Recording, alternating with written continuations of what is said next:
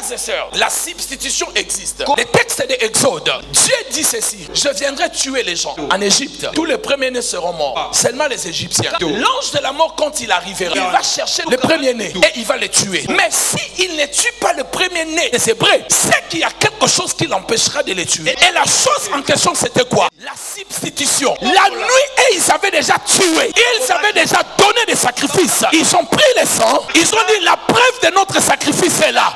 N'entre plus ici dans cette maison. Nous avons déjà tué. Nous avons déjà sacrifié. Et quand l'ange de la mort entrait en Égypte, là où il n'y avait pas les sacrifices, il entrait, il tuait. Là où il y avait la substitution, il disait: ici, il y a déjà eu des sacrifices. Je ne peux plus rien faire. Frères et sœurs, ça c'est la haute spiritualité que je t'enseigne. Si vous ne comprenez pas la loi de la substitution, tu risques de partir et on t'enterre. Ainsi, mes bien-aimés, lorsque l'esprit des morts entre, on ne le voit pas, c'est invisible, mais on constate des dégâts. Dieu avait dit: l'ange de la mort viendra et il tuera. Est-ce que vous savez les versets où l'ange était venu, les gens l'ont vu? Personne n'a vu l'ange de la mort. Mais en se réveillant le matin, ils ont constaté de mort. Parce que lorsqu'un esprit descend, quand un esprit descend sur la terre pour détruire des gens, ça ne vient pas comme un humain. Ça vient par des événements, par des épidémies, par des situations comme ça. Vous n'allez pas voir un être spirituel en train de tuer les gens, mais il y aura des épidémies, des événements, des accidents. Quand vous constatez des épidémies, des événements comme le coronavirus, frères et sœurs, réfléchissons. Pourquoi vous n'avez plus de masque? Pourquoi on n'a plus peur de s'asseoir comme ça? Est-ce que le corona a disparu dans notre monde? Mais à un moment, les gens mouraient en Italie,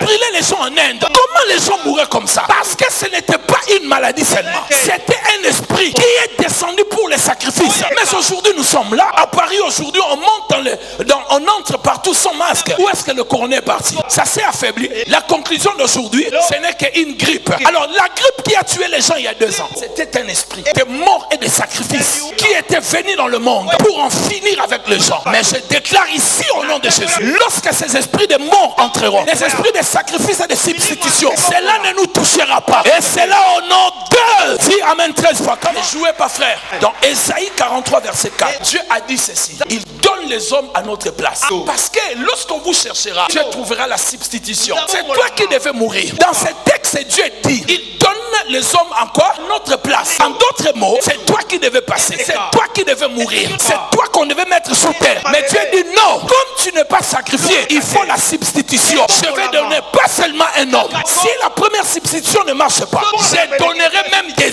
hommes à ta place. Ainsi je prophétise ici dans cette église, lorsqu'on cherchera à vous sacrifier, dans la sorcellerie de la famille, dans la sorcellerie du quartier, dans la sorcellerie de la belle famille, toi tu ne mourras pas. Les autres passeront à ta place. Selon qu'il est écrit, que 10 000 tombent à ma droite et 1000 à mes côtés, je ne serai pas atteint. Je prophétise pour toi, tu ne seras pas atteint. Tu ne m'as pas dit amen, je dis tu ne mourras pas, tu ne seras pas sacrifié. Celui qui dit amen reçoit sa délivrance. La mort, nous t'ordonnons de quitter nos vies, de quitter nos familles, de quitter nos activités, de quitter tout ce que nous faisons. Mon corps, vos corps rejetteront la maladie. Et c'est là au nom de...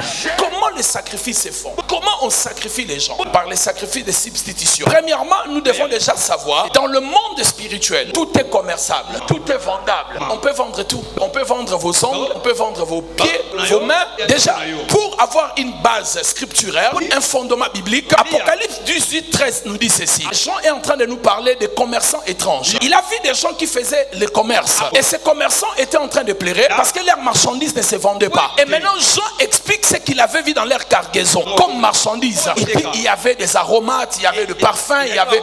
Et puis il dit, il a vu même les marchandises des âmes d'hommes. Les âmes d'hommes étaient vendues aussi. C'était dans leur cargaison. Il ajoute encore, les corps des hommes étaient vendus là-bas. Donc, premièrement, dans le marché spirituel, tout de vous peut être vendu. Votre doigt peut être vendu. Ça a un prix. Donc, en début des années 90, la plupart des jeunes gens qui venaient de Lunda, je crois bien le nord d'Angola, ils vendaient leurs doigts. Ils arrivaient et on attendait qu'il a vendu le doigt. Je sais qu'il y a un grand homme homme qui était vraiment parmi les mécènes de la musique à l'époque. Il était gros comme ça et il avait une grosse plaie ici sur le pied. Quand sa plaie s'étendait, il devenait de plus en plus riche et il paraît qu'il avait vendu sa jambe. La vente de membres de corps, ça existe. Vous-même, vous pouvez vendre, vous avez entendu parler de cela. Pas seulement le corps, mais l'âme. N'est-ce pas? On dit que les stars du monde ont vendu quoi? Leurs âmes au diable. Mais ils sont vivants, mais ils ont vendu leurs âmes à qui? Au diable. Donc on peut vendre l'âme d'une personne. Vous-même aussi, vous pouvez vendre votre âme. Si vous avez une espérance de vie de 85 ans, tu peux vendre 30 ans de ta vie. Tes 30 ans de vie vont servir le diable. Parce que tout est vendable dans le monde spirituel. Et des choses aussi bêtes,